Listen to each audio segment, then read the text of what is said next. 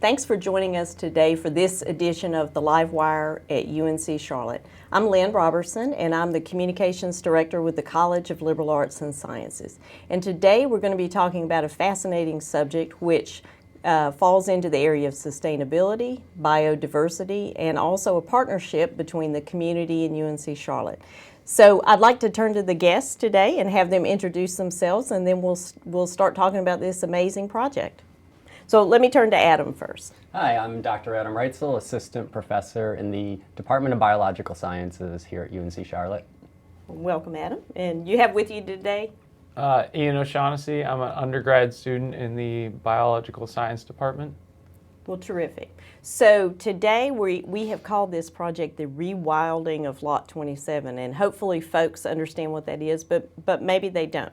So let's lay a little groundwork for people, because we throw around these words rewilding, sustainability, biodiversity, and maybe we can start with the framework of what this project is all about. And why don't I start with Ian, because you, of course, are the project leader for this initiative. Rewilding is a term that usually refers to returning ecosystem into previous state.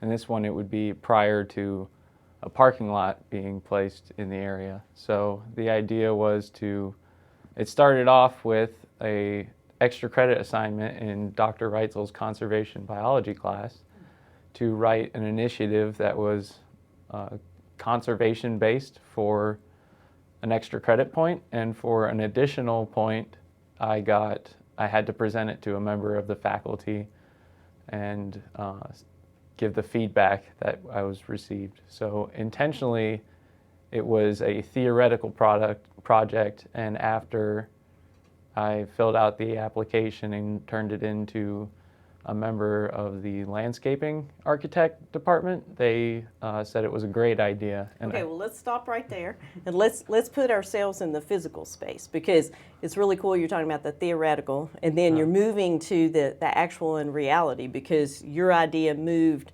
pretty quickly from an idea into reality. So where are we on campus? We're talking about a parking lot on campus, and backing up a little. So you're sitting in class. Adam comes up with this idea where he wants students to do extra credit. And so maybe we'll turn to Adam for a second and talk about that aspect of things. So you're a professor, you have this class, and you say, I have an idea, let's do some extra credit potential projects. Yeah, I'm really interested in having my students try to engage outside of the classroom and to think about the relevance of what they're learning in the classroom to outside of the building. And this class, Conservation Biology, was the first time I had offered the course.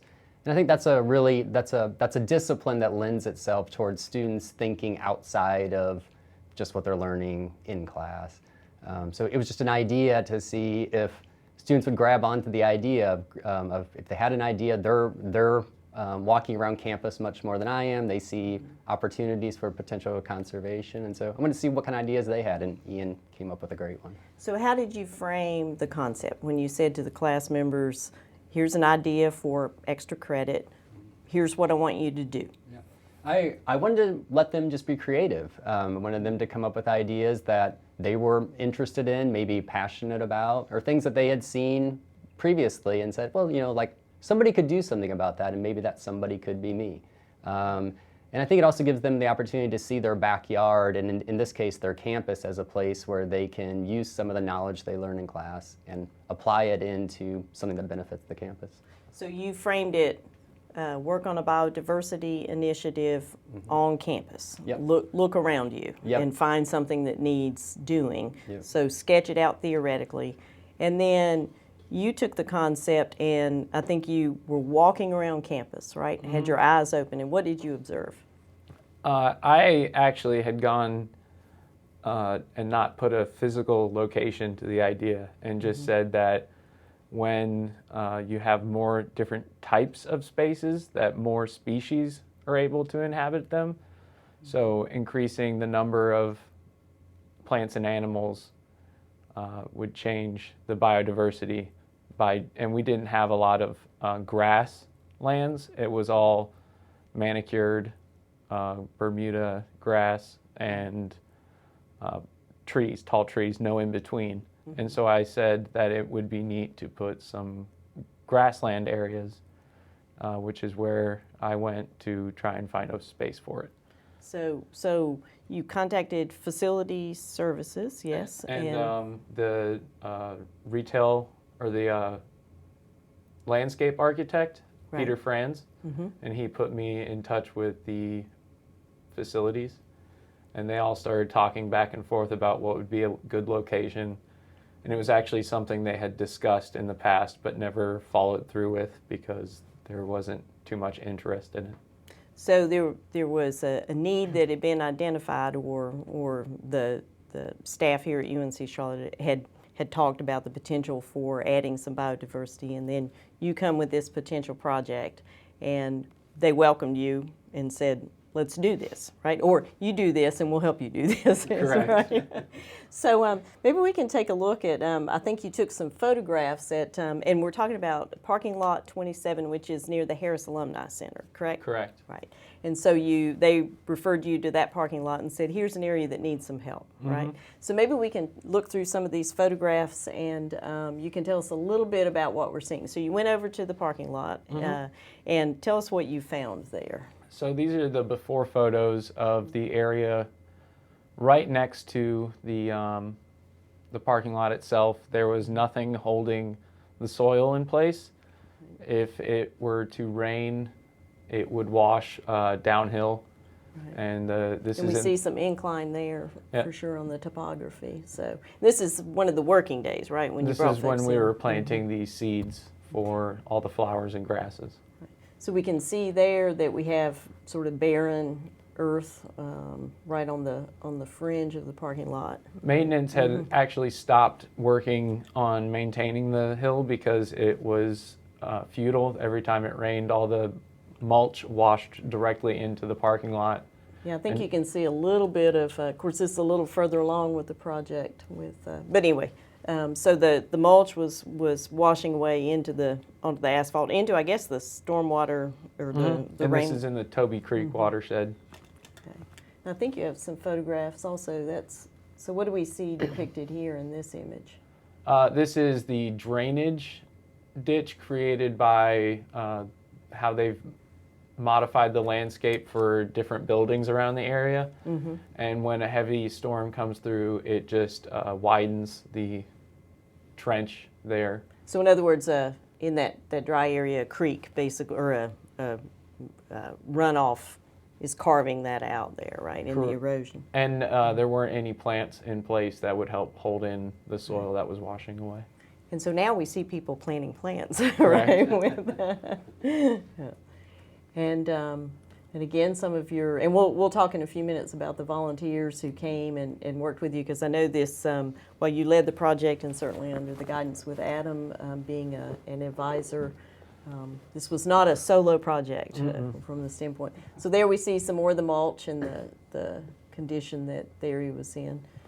So this shows us what? That was part of the drainage for the area.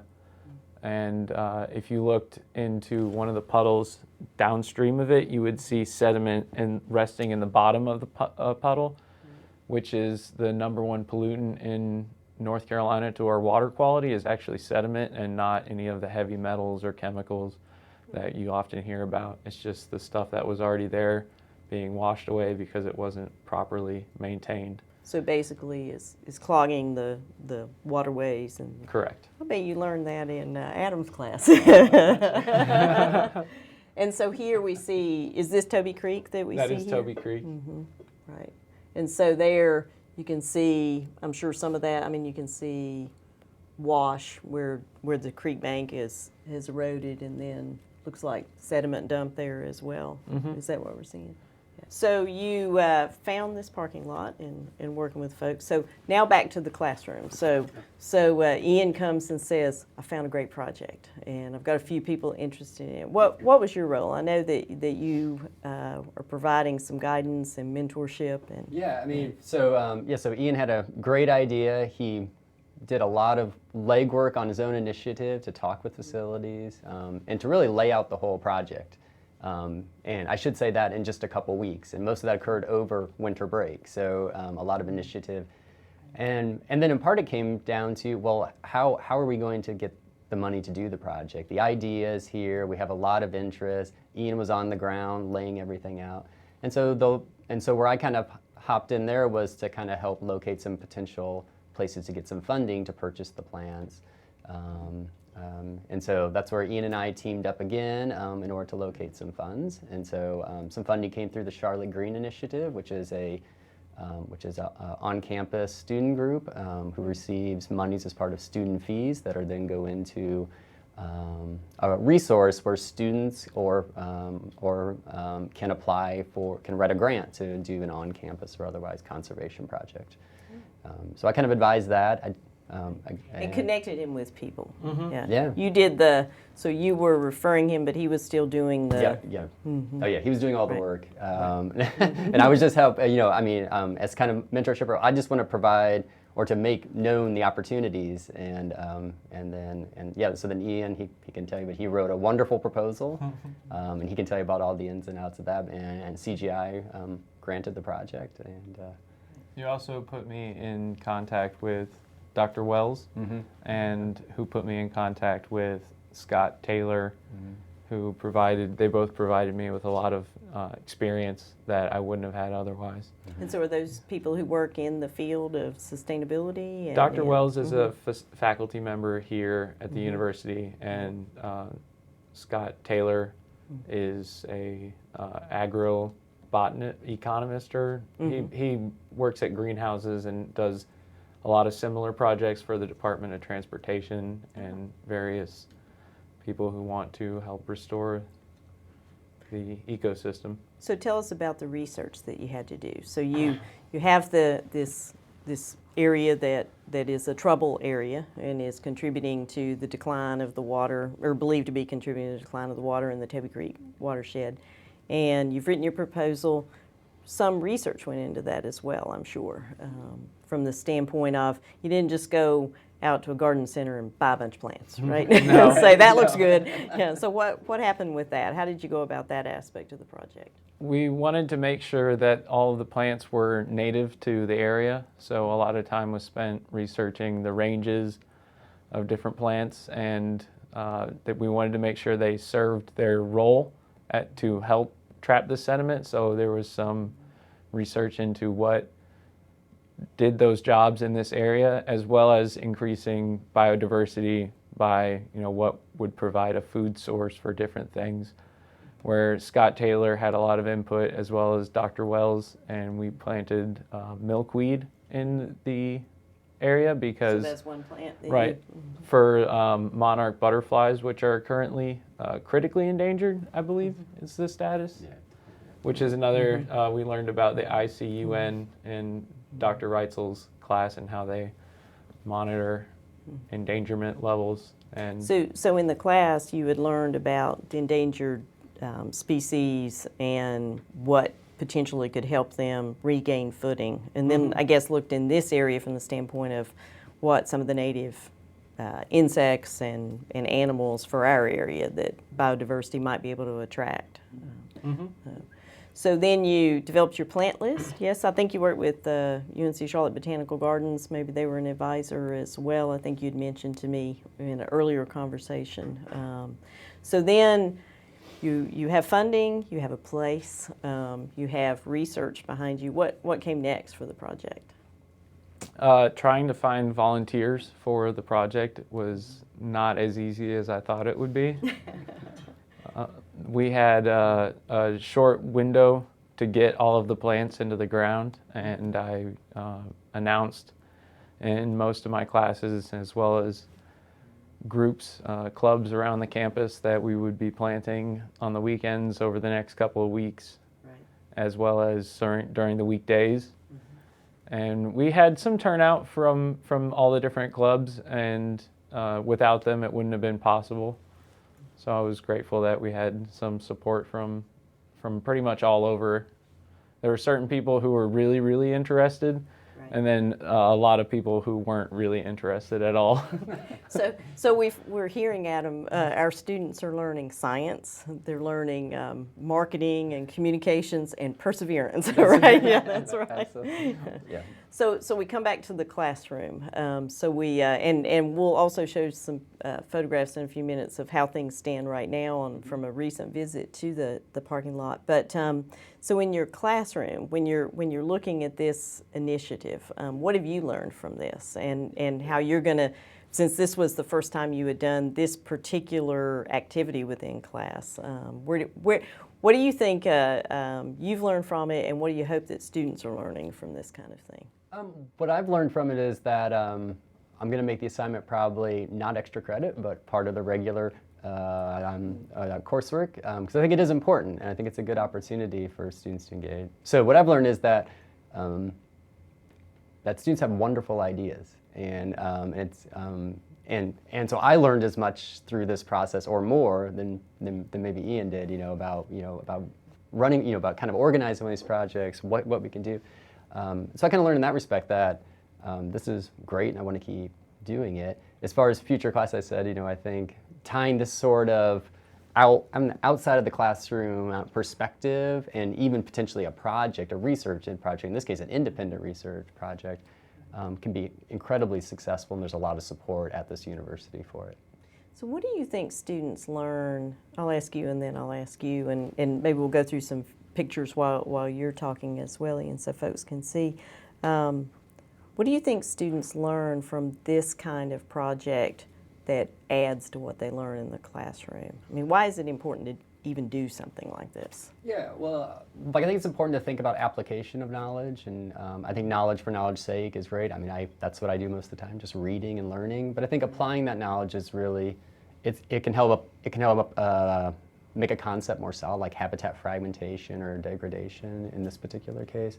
And I think it's good for students to understand the way science, the process of science, like you were just summarizing, to do a project can take not only knowledge, but also maybe attracting funding and a lot of perseverance and patience and reaching out and getting help. These are all important attributes of doing science, or any other discipline for that matter. And so I think it gives an opportunity to engage in the scientific process from sort of start to finish in this case. Sort of a broad, Yeah. the whole thing as opposed to. And so what did you learn, Ian, from this? And then also, how are you going to apply what you learned as you're going forward? I learned that what motivates people is different. Things that motivate different people would motivate different people, so that sometimes one of the strongest motivators is guilt itself. And for me, I thought that I've always thought it's like knowledge and science should be used to benefit society, and that this was one of those times where I had learned something that I felt I could do something like ethically good, not just Right. for the good of the community. So I wanted to give back something I had learned and in this case it was by planting stuff for birds and bees and all the different animals on campus. Cool. Well, I think now we have some slides that we can show. We can show a little bit about what it looks like now. So there you are, there on site, and this was a fairly recent visit you made, I think, to the lot. So tell us a little bit about what we're seeing here. These were some of the berry bushes that we're looking at.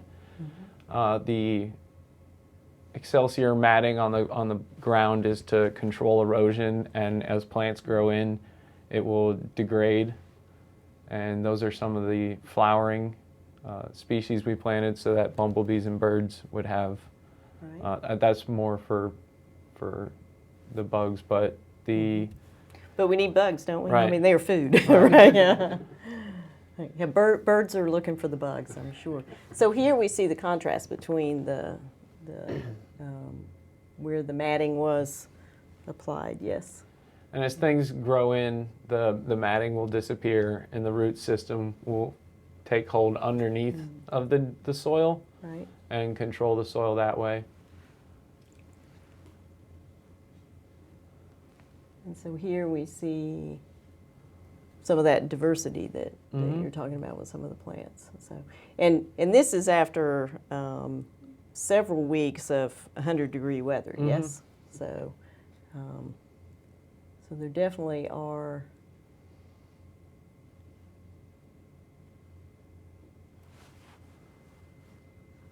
And this is one of the plants that. Correct. That's one of the hardier plants that's more there for the controlling the soil and erosion. So in your research, you looked into, I mean, how did you choose these plants? I mean, it sounds like some of these plants you chose for feeding, you know, the birds or the insects or whatever other animals, but it sounds like some of them were designed to create part of the webbing related to. So maybe talk a little bit about how you went into all of that. A huge list was made of stuff that was native to North Carolina and submitted to facilities to be approved because they have to be able to control it. Certain things don't do We well. did not want kudzu, right? Correct. Right, yeah, right. And there's actually a few invasive species on the site that are privet. Privet's one of the more invasive plants, and it's actually, it does its job. What it's supposed to do is block out anything that you can't see through it, and it kind of takes hold in shaded areas, and it's in the back side of the lot.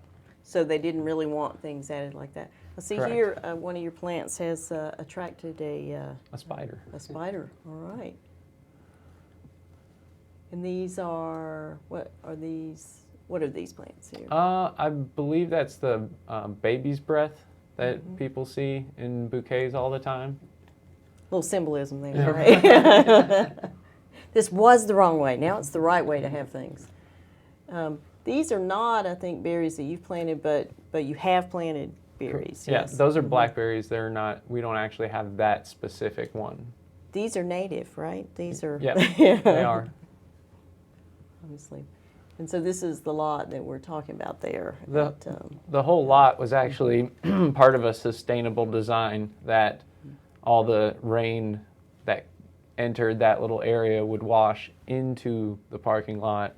So the sediment actually goes into a different retention pond that contains all of the sediment. But it hadn't exactly worked out that way because of the erosion happened too quickly for it to keep up with the way they intended it to control the erosion. So this will, when we're thinking about this project and kind of wrapping up as we're thinking about some of our parting thoughts, what do you think the future is for this lot? And also, what is your future? I mean, what are you looking to do in the future? You're an undergraduate now, but you're looking ahead and taking this learning with you. So, so what do y'all think is the future of this lot? And I don't know if that's to whom I should address that, and other initiatives like this on UNC Charlotte's campus. Well, it's part of the Tri Beta Biological Honor Society, which you are actually the head faculty member or liaison So the advisor for it. for the. Yep. And so in the future, the Tri Beta Honor Society will help with the upkeep So of it's it. adopted it to continue to take care of it. Well, not Correct. adopted. It's decided this is part of its That's right. focus. Yeah. And then how about for you? What's next for you? I have 3 more classes to take here at UNC Charlotte. Right. And when I finish, I would love to work on some nonprofit conservation project before I enter the workforce. Sounds great. And what's next for you, Adam? What do you think is next coming forward with these kind of projects? What do you anticipate seeing from students? Yeah, you know, like as Ian was mentioning, we will be continuing this project as part of the Tri Beta Honor Society, and And I think we hope to incorporate it into some of our like ecology laboratories, where they can use this as sort of a living laboratory, as a place to visit. As far as for me, I just really enjoy training and mentoring students, and so so I will continue doing that in various projects, and yeah, and just keep on. Yeah. Well, that's wonderful. Well, thanks to both of you and everyone else who helped you. I know there were a lot of people working on it, but we here at UNC Charlotte and in the community have a debt of gratitude to you. And we want to thank everyone else for joining us today, and look forward to talking with you and more about this initiative and other sustainability efforts at UNC Charlotte.